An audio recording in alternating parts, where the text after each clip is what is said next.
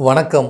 நான் உங்கள் 5ஆம் தலைமுறை ஜோதிடர் ராம்குமார் ராஜேந்திரன். இன்னைக்கு நம்ம பார்க்க போகிற தலைப்பு, மீன ராசி அன்பர்களுக்கு உங்களுடைய ராசிக்கு 4ஆம் மற்றும் 5ஆம் வீட்டில் நடைபெறவிருக்கும், அதாவது மிதுன ராசி மற்றும் கடக ராசியில் நடைபெறவிருக்கும் செவ்வாய் பகவானுடைய வக்ரம் மற்றும் பயிற்சி நிலை.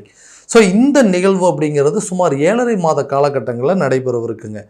செவ்வாய் பகவானுடைய பயிற்சியானது கடக ராசியில் ஆல்ரெடி நடைபெற்றுட்டு இருக்குங்க. இந்த நிகழ்வு அப்படிங்கிறது 20/10/2024 முதல் 4/12/2024 வரை கடக ராசியில் இந்த செவ்வாய் பகவானானது சஞ்சாரம் செய்கிறாரு. ஸோ அந்த ராசியிலே, கடக ராசியிலே வக்ர நிலையை அடையக்கூடிய ஒரு சூழல் அப்படிங்கிறது இருக்குங்க. இந்த செவ்வாய் பகவானுடைய வக்ர நிலை அப்படிங்கிறது பார்த்திங்கன்னா 7/12/2024 முதல் 21/1/2025 வரை கடக ராசியில் வக்ர நிலை. பின்பு கடக ராசியிலேருந்து மிதுன ராசிக்கு பயிற்சி அடைகிறார். தான் இருக்கக்கூடிய நிலையிலிருந்து பின்னோக்கி செல்லக்கூடிய ஒரு அமைப்புங்க.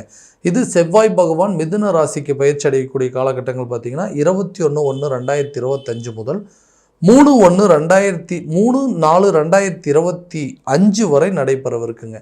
ஸோ இந்த நிகழ்வு அதுக்கு பிறகு பார்த்திங்கன்னா மிதுன ராசியிலேருந்து கடக ராசிக்கு பயிற்சி அடையக்கூடிய காலகட்டங்கள். செவ்வாய் பகவான் கடக ராசிக்கு பார்த்திங்கன்னா 3/4/2025 முதல் 7/6/2025 வரை நடைபெறவிருக்கு. ஸோ இந்த சுமார் 7.5 மாத காலகட்டங்கள் பார்த்திங்கன்னா இந்த மீன ராசி அன்பர்களுக்கு எந்த விதமான அற்புத நிகழ்வுகளை கொடுக்க போகுது அப்படிங்கிறத பார்க்கலாங்க. செவ்வாய் பகவான் ஒருவருக்கு அறிவு, ஆற்றல், தைரியம், வீரம் மற்றும் வலிமை ஆகியவற்றிற்கு காரணியாக விளங்கக்கூடிய செவ்வாய் பகவான் சகோதரக்காரகன், இரத்தக்காரகன், நிலம் மற்றும் கட்டிடம் சம்பந்தப்பட்ட அனுகூலத்தை கொடுக்கக்கூடியவர். இந்த செவ்வாய் பகவானுடைய பயிற்சி மீனராசி அன்பர்களுக்கு உங்களுடைய 4ஆம் மற்றும் 5ஆம் வீட்டில், அதாவது சுகஸ்தானம் மற்றும் பூர்வ புண்ணிய ஸ்தானத்தில் நடைபெறவிருக்கும் இந்த நிகழ்வு காலகட்டங்களில் எந்த விதமான அற்புதங்கள் மற்றும் சிறப்புகள் கொடுக்க போகுது அப்படிங்கிறத தெளிவாகவும் துல்லியமாகவும் இந்த காணொலியில் பார்க்கலாங்க. நம்ம சேனலை ஃபஸ்ட் டைம் பார்க்கலாம், அந்த சப்ஸ்கிரைப் பண்ணிக்கோங்க, பெல் பட்டனை கிளிக் பண்ணி ஆல் அப்படிங்கிற ஆப்ஷன் கொடுத்துக்கோங்க. ஸோ மீனராசி அன்பர்கள் குரு பகவானை அதிபதியாக கொண்டவர்கள், எந்த ஒரு காரியத்தையும் ரொம்ப நிதானத்தோடு செய்து முடிக்கக்கூடிய நபர்கள், அமைதியான நபர்கள் அப்படின்னு சொல்லலாங்க. ரொம்ப பாசத்திற்கு கட்டுப்பட்ட நபர்கள் அப்படிங்கிறது. தான் ஒருத்தர் மேலே ஒரு பாசம் வச்சுட்டார் அப்படின்னா அவங்க செய்த துரோகத்தை எந்த விதத்துலேயும் அவங்க அதை சலிச்சிக்கக்கூடிய தன்மை அப்படிங்கிறது எப்போவுமே இருக்காதுங்க. அவ்வளோ சீக்கிரம் யார் மேலேயும் கோவப்பட மாட்டாங்க. அப்படி கோவப்பட்டுட்டாங்க அப்படின்னா காலத்துக்கு அவங்கள மன்னிக்கவே மாட்டாங்க. அந்த அளவுக்கு சில சூழ்நிலைகள், அதாவது தான் யாருக்கும் எல்லளவும் துரோகம் செஞ்சிடக்கூடாது, தெரிஞ்சோ தெரியாமலோ யாருக்கும் தவறுகள் செஞ்சிடக்கூடாது அப்படிங்கிறது ஒவ்வொரு விஷயத்தையும் பார்த்து செய்யக்கூடிய நபர்கள். அடுத்தவங்களுக்கு உதவி செய்வதில் தீவிர மனப்பான்மையை கொண்டவர்கள். ஸோ இந்த நபர்களுக்கு கடந்த சில காலகட்டங்களாக பார்த்திங்க அப்படின்னா யாருக்குமே எந்த விதத்துலேயும் கெடுதல் செய்யக்கூடாதுன்னு நினச்சோம். ஆனால் நம்ம செய்யக்கூடிய விஷயங்கள் நமக்கு ஏன் இந்த மாதிரி ஒரு விஷயத்தெல்லாம் நடந்துகிட்ருக்குங்க. நிறைய சூழல் அப்படிங்கிறது மற்றவங்களுக்கு நம்ம நல்லது தான் பண்ணிகிட்ருக்கோம். ஆனால் நம்மளை பார்க்கும்போது எல்லாருமே எதிரியாக நினைக்கிறாங்களே. ஸோ இந்த எதிரியாக நினைக்கக்கூடிய காரணம் என்ன? நம்ம யாருக்கும் கெடுதல் பண்ணக்கூடாதுன்னு நினச்சோம். ஆனால் தொழில் ரீதியாக ஒரு போட்டி அப்படின்னு வந்துருச்சுன்னா தொழிலில் போட்டியாக தான் பார்க்கணுங்க. அது ஏன் எதிரியாக நினைக்கிறது, நம்மளை வீழ்த்தணும்னு நினைக்கிறது. ஸோ நம்ம யாரையும் அப்படி நினைக்கலன்னா எல்லாருமே நம்மளை மாதிரியே இருக்க மாட்டாங்க அப்படிங்கிறத முழுசாக தெரிஞ்சுக்கங்க. ஸோ ஏதாவது ஒரு சூழ்நிலையில் உங்களுடைய தொழிலை முடக்கணும், உங்கள் தொழிலை அடுத்த லெவலுக்கு நீங்கள் கொண்டு போகக்கூடாது அப்படிங்கிறத தடைகளை கொடுக்கக்கூடிய அளவுக்கு தெளிவான சூழ்நிலையில் தான் உங்களை சுற்றி இருக்காங்க. அப்போ எதிரிகளை நம்மளை சுற்றி இருக்கிறாங்க. அவங்க ஏதாவது ஒரு விதத்தில் நமக்கு கெடுதல் கொடுத்துட்டே இருப்பாங்கிறது ரொம்ப நாள் கழித்து தான் உங்களுக்கு தெரிஞ்சது. ஸோ இந்த காலகட்டங்களில் அவங்கள அடக்கி ஆளணும் அப்படின்னு நினைக்காம அவங்கள எப்படி வெல்லணும் அப்படிங்கிறது நினச்சிங்க அப்படின்னாவே பாதி வெற்றி அப்படிங்கிறது உங்களுக்கு கட்டாயம் இருக்குங்க. ஏன்னா ஜென்மஸ்தானத்தில் ராகு பகவான் இருக்கிற காரணத்தினால எல்லாருமே நமக்கு எதிர்ப்பாக மாறுவாங்க, எதிரிகளாக மாறக்கூடிய ஒரு நிலை அப்படிங்கிறது இருக்குது. அதே நேரத்தில் இந்த 4ஆம் இடத்துல சுகஸ்தானத்தில் நடைபெறக்கூடிய இந்த செவ்வாய் பகவானுடைய பயிற்சி காலகட்டங்களில் நம்ம நினச்ச விஷயத்தை கண்டிப்பாக செய்து முடிக்கணும், நம்மளுடைய தொழிலில் நல்லபடியான லாபத்தை சம்பாரித்து நம்ம நினச்ச ஒரு இலக்கை அடையக்கூடிய காலகட்டமாக இருக்க போதுங்க. ஒரு வேலையில் இருக்கிறவங்க தன்னுடைய ப்ரொமோஷனுக்கு எதிர்பார்த்துட்ருக்காங்க. ரொம்ப நாளாக வேலை செஞ்சிட்ருக்கேன், எனக்குன்னு ஒரு ப்ரொமோஷன் கிடைக்கவே மாட்டேங்குது, அந்த ப்ரொமோஷன் கிடைச்சதுன்னா கண்டிப்பாக நான் எதிர்பார்த்த அளவுக்கு சேலரி கிடைக்குங்க, இதனால் என்னுடைய வாழ்வாதாரம் மேம்படும், என்னோடய குடும்பத்தில் நல்ல ஒரு சூழல் அப்படிங்கிறது இருக்குங்க, மற்றவங்க மத்தியில் எனக்கு கிடைக்க வேண்டிய மரியாதை அப்படிங்கிறது கிடைக்கும், எனக்கு கீழே வேலை செய்கிறவங்களும் சரி, என்னுடைய சக ஊழியர்களும் சரி, எனக்கு கிடைக்கணும் அப்படிங்கிற நினைக்கிற விஷயங்கள் எனக்கு கிடைக்கக்கூடாதுன்னு நினைக்கிறது தான் ரொம்ப அதிகம். ஸோ இந்த வருஷம் இவ்வளோ நாளாக நான் கஷ்டப்பட்டதுக்கு ஒரு பலன் அடையணும் அப்படின்னா எனக்கு கிடைக்க வேண்டிய ப்ரொமோஷன் கண்டிப்பாக கிடைக்கணும், நிறைய பேர் வந்து வெளிநாடு சம்மந்தப்பட்ட முயற்சிகள் எடுக்கணும். நான் வந்து ஃபாரினில் போய் கொஞ்ச நாளாக வேலை பார்க்கணுங்க. படித்ததெல்லாம் அங்கே படிச்சுட்டேன். ஆனால் அங்கே போய் வேலை செஞ்சால் தான் என்னுடைய திறமைக்கு தகுந்த மாதிரி ஊதியம் கிடைக்குன்னு நினைக்கிறவங்களுக்கு வெளிநாடு சம்மந்தப்பட்ட யோகங்கள் அப்படிங்கிறது உங்களுக்கு கட்டாயம் கிடைக்குங்க. அரசு துறையில் இருக்கக்கூடியவங்கள ஒரு டிபார்ட்மெண்ட்லேருந்து இன்னொரு டிபார்ட்மெண்ட்டுக்கு ப்ரொமோஷன் அடைவாங்க. அதே நேரத்தில் தன்னுடைய சொந்த ஊருக்கு ட்ரான்ஸ்ஃபர் ஆகிறதுக்கான வாய்ப்புகள் அப்படிங்கிறது இந்த காலகட்டங்களையும் உங்களுக்கு கண்டிப்பாக கொடுக்கும். திருமணம் சம்மந்தப்பட்ட அனுகூலங்கள் அப்படிங்கிறது கட்டாயமாக வேணுங்க. ஏன்னா நிறைய பேர் வந்து நிறைய விஷயங்கள் சொல்கிறாங்க. ஏன்னா இந்த ஜாதக பொருத்தங்கள் அப்படிங்கிறத பார்க்கணும். இந்த தோஷம் இருந்ததுன்னா இந்த தோஷம் இருக்கிறவங்களுக்கு தான் திருமணம் பண்ணணும், சொத்த ஜாதகத்துக்கு தோஷம் உள்ளது பண்ணக்கூடாது அப்படின்னு சொல்லி நிறைய இதுவே ஒரு காரணத்தினால என்னுடைய திருமணம் அப்படிங்கிறது தள்ளி போயிட்டே இருக்குங்க. இது வரைக்கும் அதை பற்றி பெருசாக நினைக்கல. எப்போ இந்த திருமணம் சம்மந்தப்பட்ட விஷயங்கள் வீட்டில் அதுக்கு உண்டான முயற்சிகள் எடுக்கிறாங்க, ஒரு பையனுக்கு கரெக்டான ஸ்டேஜில் கல்யாணம் பண்ணணும், ஒரு பொண்ணுக்கு பண்ணணும் அப்படின்னு சொல்லி அந்த ஜாதகத்தை எடுத்து பார்த்து ஒரு வரன் பார்க்கலான்னு கொடுக்கும்போது தான் நிறைய பிரச்சனைகளை தெரிய வர ஆரம்பிக்குது. ஸோ தோஷம் இருக்குது, தோஷம் இல்லாத ஜாதகத்துக்கு பண்ணக்கூடாது, தோஷம் இருக்கிறவங்க இல்லாதவங்களுக்கு பண்ணக்கூடாதுன்னு சொல்லி நிறைய குழப்பங்கள் வந்ததுனால இந்த திருமணம் இதனாலேயே வந்து தடைப்பட்டு போயிட்டுருக்கு.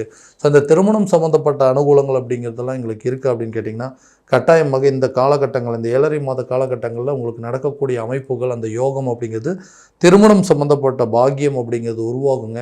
உங்களுக்கு இருக்கக்கூடிய தோஷங்கள் அனைத்தும் உங்களை விட்டு விலகுங்க.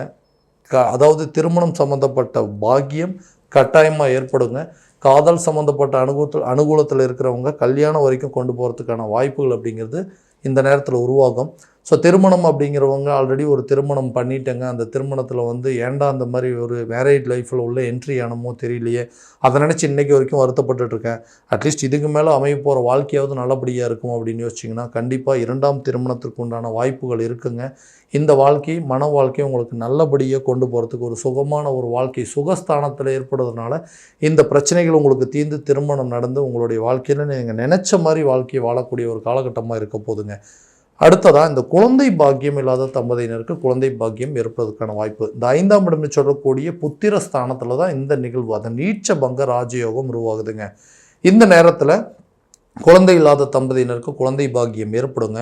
ரொம்ப நாளாக இது ஒரு குறையாக சொல்லிகிட்டு இருந்தாங்க. அதாவது சொந்தங்கள் வெளியே இருக்கிறவங்க சொன்னால் பரவாயில்லைங்க, வீட்டில் இருக்கிற மாமனார் மாமியார், அதே நேரத்தில் அந்த நாத்தனார், அந்த சகோதரன், அதாவது கணவருடைய சகோதரன் சகோதரிகளோ அவங்களுடைய தாய் தகப்பனார் எல்லாருமே நம்மளை வந்து ஒரு மாதிரி இந்த இந்த இந்த மாதிரி ஒரு பெண்ணை திருமணம் பண்ணிட்டு வந்ததுனால தான் இந்த பிரச்சனை, இவங்களுக்கு குழந்தை பாக்கியமே இல்லை, ஸோ இதனால தான் நம்ம வம்சம் விருத்தியாகாமல் இருக்குன்னு சொல்லிட்டு நிறைய இடத்துல நிறைய பேர் மத்தியில் நம்மளை டைரெக்டாகவே வந்து குத்தி காட்ட ஆரம்பிச்சிட்டாங்க.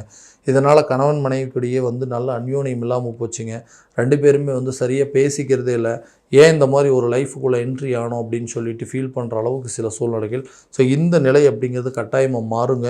குழந்தை பாக்கியத்திற்கு உண்டான பலன்கள் அப்படிங்கிறது நடக்குங்க. பூர்வீக சொத்துக்கள் உங்கள் கைக்கு வந்து சேருங்க. கட்டாயமாக அந்த சொத்துக்கள் இருக்கக்கூடிய வில்லங்கங்கள் அப்படிங்கிறது தீரும். உங்கள் கைக்கு வர வேண்டிய சொத்துக்கள் கட்டாயமாக உங்கள் கைக்கு வந்து சேருங்க. இது நாள் வரைக்கும் இருந்த வம்பு வழக்கு பிரச்சனை, கோர்ட்டு கேஸ் பிரச்சனை எல்லாமே கண்டிப்பாக தீர்ந்துங்க. அந்த சொத்துக்கள் உங்கள் கைக்கு வந்து சேர்றதுக்கான வாய்ப்புகள் அப்படிங்கிறது உருவாகும். அதே போல் புதிய சொத்துக்களுக்கு உண்டான சேர்க்கையும் வண்டி வாகனங்களுக்கு உண்டான மாற்றங்கள், வீடு கட்டுவதற்கான முயற்சிகளை கை கொடுக்கக்கூடிய காலகட்டங்கள். ஸோ வீடு கட்டணுங்க, ஏன்னா வாடகை வீட்டில் இருக்கிறவங்களுக்கு தானே அதனுடைய வலிகளும் வேதனைகள் என்னன்னு தெரியும். அதை பண்ணாது இதை பண்ணாதுன்னு சொல்லி நம்மளை போட்டு டார்ச்சர் பண்ணிகிட்டு இருக்கிறாங்க. ஸோ அதனாலேயே வந்து சொந்த வீடு கட்டணுமோ அப்படின்னு சொல்லிட்டு யோசிச்சுட்டு சொந்த வீட்டுக்கு நம்ம வீடாக இருந்தாலும் நம்ம நினச்ச மாதிரி வாழ்க்கையை வாழலான்னு யோசிக்கிறவங்களுக்கு அதற்குண்டான சில முன்னேற்பாடுகள், அதாவது முதல் அடியை எடுத்து வைக்கக்கூடிய காலமாக இருக்க போதுங்க. அதற்குண்டான முயற்சிகள் இந்த நேரத்தில் நல்ல பலன் அளிக்கும். பேங்க் லோன் அப்ளை பண்ணிங்கன்னா கூட கிடைக்குங்க. ஸோ அதுக்கு இது வரைக்கும் பிளான் பண்ணிகிட்டு இருந்தீங்க, இது ஒரு அது கரெக்டான ஒரு காலகட்டங்கள். வீடு கட்டுறதுக்கோ ஒரு இடம் வாங்குவதற்கோ ஒரு வீடு விற்பனை செய்வதற்கான வாய்ப்புகள், இடம் சம்மந்தப்பட்ட கட்டிடம் சம்மந்தப்பட்ட யோகத்தை கொடுக்கக்கூடியது இந்த செவ்வாய் பகவான். அதே நேரத்தில் ஒருத்தருக்கு வந்து கணவன் மனைவிக்கிடையே எல்லா விதத்துலேயும் வந்து கருத்து வேறுபாடுகள் வந்துகிட்டே இருக்குது. எதுக்கு எடுத்தாலும் சண்டை போட்டுகிட்டே இருக்கணும், நம்மளாம் சேர்ந்தே வாழ தேவையில்லைங்க. எது கேட்டாலுமே ஒரு பொருளை வந்து நம்மளுடைய ஆடம்பர தேவைக்கு இல்லைனாலும் அத்தியாவசிய தேவைன்னு ஒன்று இருக்குது இல்லைங்களா, அதையாவது கணவர் பூர்த்தி பண்ணுவார்னு நினச்சி மனைவியோட ஏக்கத்தில் நிறைய விஷயங்கள் தான் கேட்கக்கூடியது எதுவுமே வாங்கி தர மாட்டேங்கிறாரு. நான் என்னமோ வந்து ரொம்ப சந்தோஷமாக இருக்கணும், நான் வந்து லக்ஸுரியாக வாழணும்னு நினச்சலாம் இல்லைங்க. இதெல்லாம் பேசிக் நீட்னு ஒன்று இருக்குது, அதையாவது கரெக்டாக ஃபுல்ஃபில் பண்ணுவாரா, அந்த மாதிரி ஒரு சில யோசனைகள் இருந்துகிட்டு இருக்குது. அதை கேட்கும்போது சண்டை வருதுங்க. ஸோ எங்களுக்குள்ளே வந்து இந்த சண்டை சச்சரவுகள் அப்படிங்கிறது தீரவே தீராதா, நம்ம நினச்ச மாதிரி எல்லாருமே, அதாவது ஒரு வீட்டுக்கு தேவையான ஒரு ஃப்ரிட்ஜோ வாஷிங் மிஷினோ ஒரு பேசிக் அப்ளைன்சஸ் அப்படிங்கிறது கண்டிப்பாக வேணுங்க. அதை வாங்கி கொடுக்க சொல்லும் போது கூட சண்டை போடுறாரு. ஸோ எதுக்கு எடுத்தாலுமே சில விஷயங்கள் கருத்து வேறுபாடுகள் உருவாகிட்டே இருக்குது. நீ ரொம்ப ஆடம்பரமாக செலவு பண்ணுறீங்க, நீங்கள் ரொம்ப லக்ஸுரியாக இருக்கணும்னு நினைக்கிறீங்க அப்படின்னு சொல்லி நம்ம சராசரியாக கேட்கக்கூடிய விஷயத்தை கூட வேறு மாதிரி ட்ரீட் பண்ணுறாங்க. ஸோ இந்த சூழ்நிலையெல்லாம் மாறாதா? நம்மளுக்குள்ள நல்ல அந்யோன்யம் ஏற்படாதா? பிரிந்த கணவன் மனைவி ஒன்று சேர முடியாதுன்னு யோசிச்சிங்கன்னா கட்டாயமாக 2 பேருமே ஒன்று சேருவீங்க. ஒருத்தருக்கு ஒருத்தர் நல்லா புரிஞ்சிக்கக்கூடிய வாய்ப்புகள் அப்படிங்கிறது உருவாகுங்க. எதுக்கு சண்டை போடுறோம் அப்படிங்கிற விஷயத்தையே தெரியாமல் சண்டை போட்டுட்டு இருந்தீங்க, இனிமேல் அந்த நிலை அப்படிங்கிறது இருக்காதுங்க. அந்த நிலை கட்டாயமாக மாறும். ஆரோக்கியத்தில் கண்டிப்பாக கவனம் செலுத்தணும். ஏன்னா ஜென்மஸ்தானத்தில் ராகு பகவான் இருக்கனால உடல் ஆரோக்கியத்தில் சில கெடுதல்கள் அப்படிங்கிறது கண்டிப்பாக கொடுக்குங்க. ஆரோக்கியம் சம்மந்தப்பட்ட பாதிப்புகள் அப்படிங்கிறது இருக்கிறதுனால கண்டிப்பாக ஒவ்வொரு விஷயங்கள், அதாவது உணவு பழக்க வழக்கங்கள் அப்படிங்கிறது ரொம்ப தெளிவாக இருக்கணும். நல்ல காய்கறி சாப்பிடணுங்க, கரெக்டான நேரத்தில் தூங்கணுங்க. உணவு பழக்க வழக்கங்கள் அப்படிங்கிறது ரொம்ப முக்கியமானது. அப்போ தான் உங்களுடைய ஆரோக்கிய குறைபாடுகள் அப்படிங்கிறது முழுசாக உங்களை விட்டு நீங்குங்க. ஆரோக்கியத்தில் நல்ல ஒரு முன்னேற்றம் அப்படிங்கிறது இருக்கும். அடுத்தபடியாக அந்த கடன் சம்மந்தப்பட்ட சில பிரச்சனைகள், தேவையில்லாத விஷயத்துக்காக கடன் வாங்கினா இன்றைக்கி தேவைக்கு கடன் கேட்டால் கூட கொடுக்கறதுக்கு ஆள் இல்லை, அந்த நிலைக்கு வந்துட்டுங்க. எப்படியாவது இந்த கடன்லேருந்து வெளியே வருவோன்னா அந்த இதை அப்படி முடிக்கணுமா, இந்த சொத்துக்கள் கொஞ்சம் இருக்குங்க, இந்த பூர்வீக சொத்துக்கள் அண்ணன் தம்பி பங்காளிகள் மூலமாக சில விஷயங்கள் கேஸ் நடந்துகிட்ருக்கு, அந்த கேஸ் அப்படிங்கிறது தீர்ந்துச்சுன்னா அது மூலமாக எனக்கு சில சொத்துக்கள் வரும், அதை விற்று இந்த பிரச்சனையை தீர்த்துருவோன்னு நினைக்கிறவங்களுக்கு இது ஒரு பொன்னான காலகட்டங்கள். இந்த நேரத்தில் அதுக்கு உண்டான பலன்கள் அப்படிங்கிறது நடக்குங்க.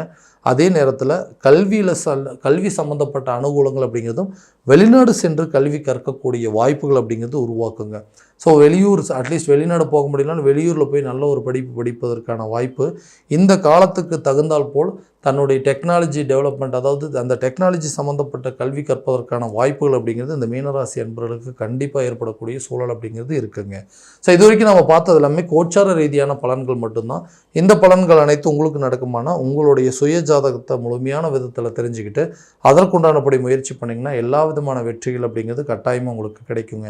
ஸோ உங்களுடைய ஜாதகம் எங்கிட்ட பார்க்கணும் அப்படின்னு ஆசைப்பட்டீங்கன்னா கீழே தெரிய நம்பருக்கு காண்டாக்ட் பண்ணி அப்பாயின்மெண்ட் ஃபிக்ஸ் பண்ணிக்கோங்க. அப்படி இல்லையா உங்களுடைய ஜாதகத்தை வாட்ஸ்அப் மூலமாக அனுப்பிச்சி வச்சிங்க அப்படின்னாலும், அல்லது உங்களுடைய டைமு டேட் ஆஃப் பர்த் அனுப்பிச்சி வச்சிங்க அப்படின்னா கூட தெளிவான முறையில் கணிச்சு துல்லியமான பலன்கள் அப்படிங்கிறது உங்களுக்கு தெரியப்படுத்தப்படுங்க. மீண்டும் அடுத்த காணொளியில் உங்களை சந்திக்கும் வரை உங்களிடமிருந்து விடைபெறுவது உங்கள் ராம்குமார் ராஜேந்திரன். நன்றி.